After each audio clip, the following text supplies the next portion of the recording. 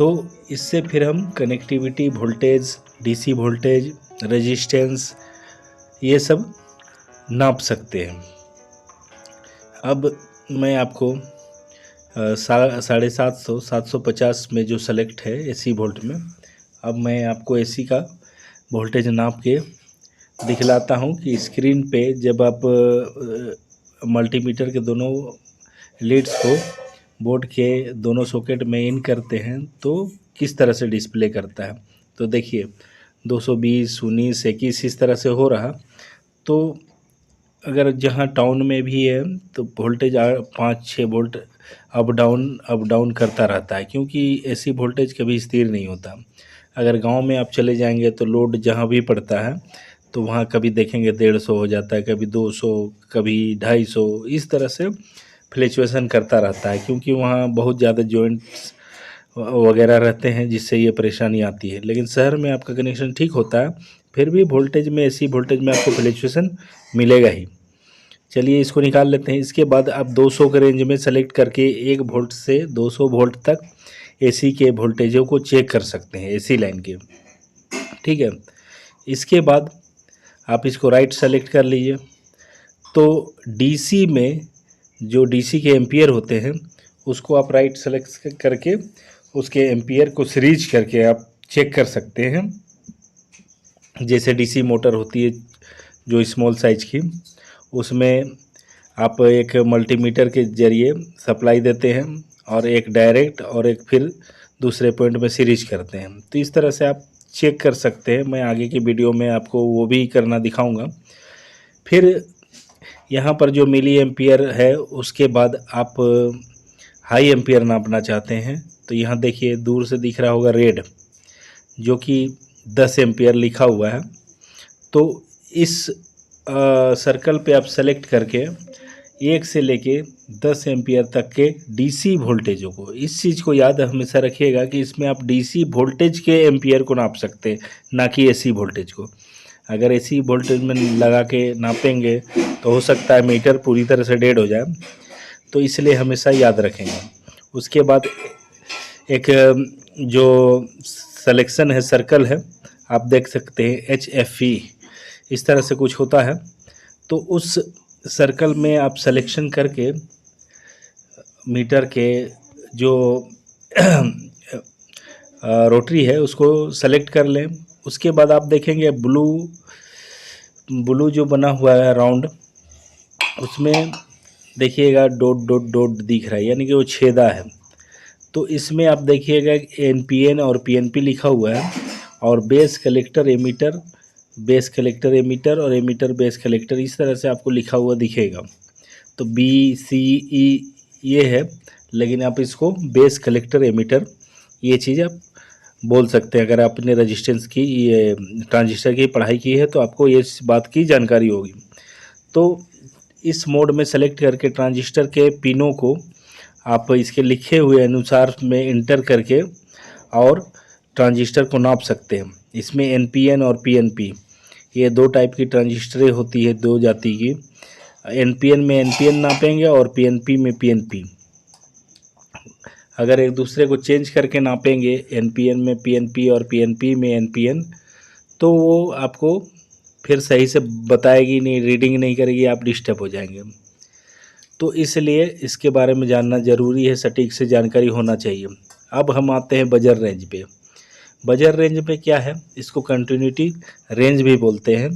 इस रेंज पे रख के आप डायोड, सर्किट, उसके बाद जो भी और अन्य स्पेयर पार्ट्स है उनके शॉर्टिंग की आप जांच कर सकते हैं, या फिर कैपेसिटर, इस तरह के बहुत सा स्पेयर जो कि मैं अभी सबका नाम नहीं ले पाऊँगा, तो आप चेक कर सकते हैं। तो डायोड को अगर आप चेक करते हैं तो डायोड में आप देखेंगे पूरी तरह ब्लैक होती है, लेकिन एक साइड पे वाइट पट्टी मिलेगी आपको, वाइट पट्टी, जो कि कैथोड होती है यानी कि पॉजिटिव, और जिधर पूरी तरह ब्लैक होगी वो एनोड यानी कि नेगेटिव। तो इसमें आपको क्या करना पड़ेगा कि जो कैथोड होती है उसमें आपको ब्लैक वायर रखनी पड़ेगी और एनोड साइड में रेड वायर। तो आप इस बात से कंफ्यूज हो सकते हैं, लेकिन अगर आप जो सुई वाली मीटर होती है मैनुअल, उसमें आप क्या करते हैं कि कैथोड साइड में जिधर पॉजिटिव होता है उधर आपको रेड वायर रखना है, और जिधर एनोड होता है, जिधर पूरा ब्लैक है, उधर ब्लैक वायर। वो आपकी सुई वाली मीटर में इस तरह से आप यूज करते हैं। अगर उल्टा रखेंगे तो आपको डिस्प्ले नहीं करेगी, लेकिन इस मीटर में आपको उल्टा रखना पड़ता है। कैथोड को, जो रेड वाली वायर है, उसको एनोड साइड में, और कैथोड साइड में आप ब्लैक वाली वायर रख के चेक कर सकते हैं। अब इसके बाद आगे क्या, तो आगे आप रेजिस्टेंस के जो देख रहे हैं सर्कल बने हुए हैं, 200 ओम्स से स्टार्टिंग है, 1 से लेके 200 ओम्स, 200 ओम्स से 2000 ओम्स, 2000 ओम्स से 20 के, 20 के से 200, और 200 से 2000 के तक आप रेजिस्टेंस को नाप सकते हैं। तो जैसे 1 से लेके 200 ओम्स तक आप नाप लिए, 0.1 ओम्स, 1 ओम्स, इस तरह से 200 ओम्स तक। फिर 200 ओम्स से आप 20 के, ठीक है, 20 के तक आप नाप सकते हैं, और 20 के से 200 के, और 200 के से 2000 के, इस तरह के आप रेजिस्टेंस को चेक कर सकते हैं। लेकिन एक आपको सटीक जानकारी रेजिस्टेंस के बारे में या कोई भी स्पेयर पार्ट्स के बारे में होना चाहिए, ताकि आप नाप पे तो आपको समझ में आ जाए, वरना आप कंफ्यूज होते रहेंगे कि ये रीडिंग सही है गलत है। तो इस तरह से आप सेलेक्ट भी आपको करना होता है कि अगर रेजिस्टेंस का वैल्यू कितना है 1 के, तो हम 1 के की रेजिस्टेंस को नापने के लिए 200 में भी नाप सकते हैं, 200 के में, 20 के में भी रख के नाप सकते हैं। लेकिन अगर आप इसको ओम्स वैल्यू में नापते हैं तो शायद आपको रीडिंग सही ना मिल पाए, ठीक है, क्योंकि जितना ओम्स में वहाँ पर सेलेक्ट किया हुआ है उससे ज़्यादा वैल्यू की अगर रेजिस्टेंस होगी तो रीडिंग फिर सही शो नहीं करेगा।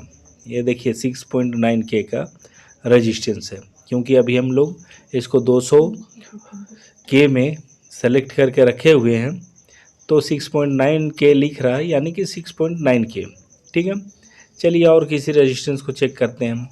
ये देखिए 22.9 के, ये यानी कि ये लगभग 22 के की है, लेकिन आपका टॉलरेंस के वजह से 10%, 5% माइनस प्लस आता है। तो कभी कभी कोई रेजिस्टेंस में आप देखेंगे कि एकदम एक्यूरेट आपको मतलब ये जो इसका वैल्यू शो नहीं करता है। बहुत सा मॉडल में रेजिस्टेंस में आपका एक्यूरेट करेगा, बहुत सा में एक्यूरेट शो नहीं करेगा।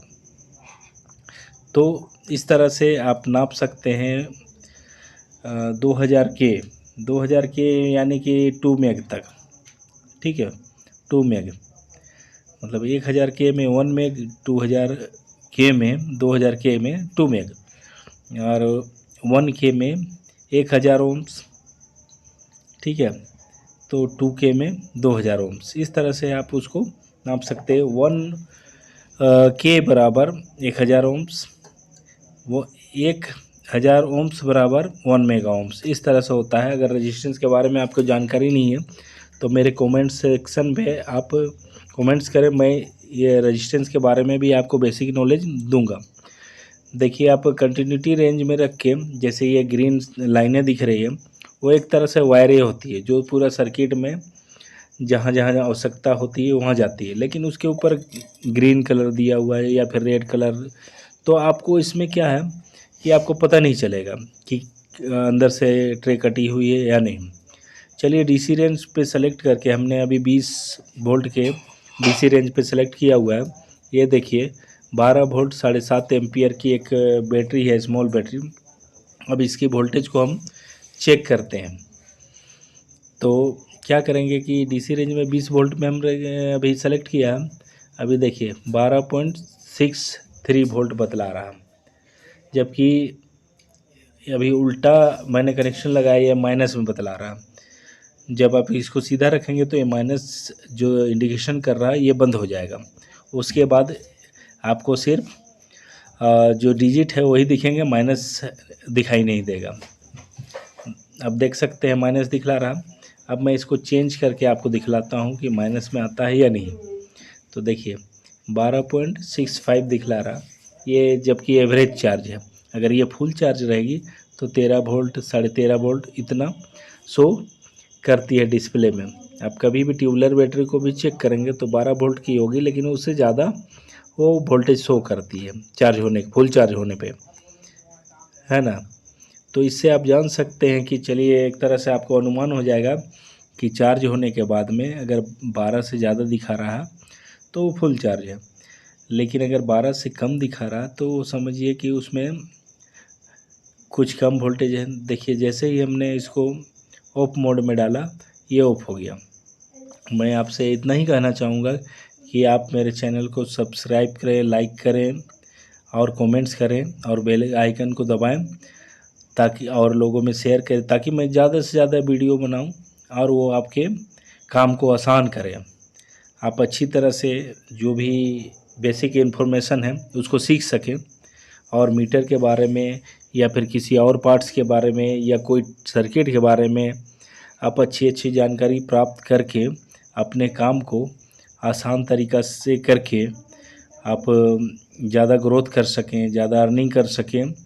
तो मैं चाहूँगा कि आप अच्छे से अच्छे नॉलेज को अपना सकें और आगे बढ़ें, ताकि आपको सर्किट में कभी भी कोई काम करते हुए कोई परेशानी ना हो। अगर आपको मीटर से नापने की जानकारी सही से परफेक्ट नहीं होगी तो आप किसी भी फॉल्ट फाइंडिंग को करने में आपको बहुत समय लग जाएगा। इसलिए बेसिक नॉलेज आपको एकदम मजबूत होना चाहिए और सही होना चाहिए। इतना ही आज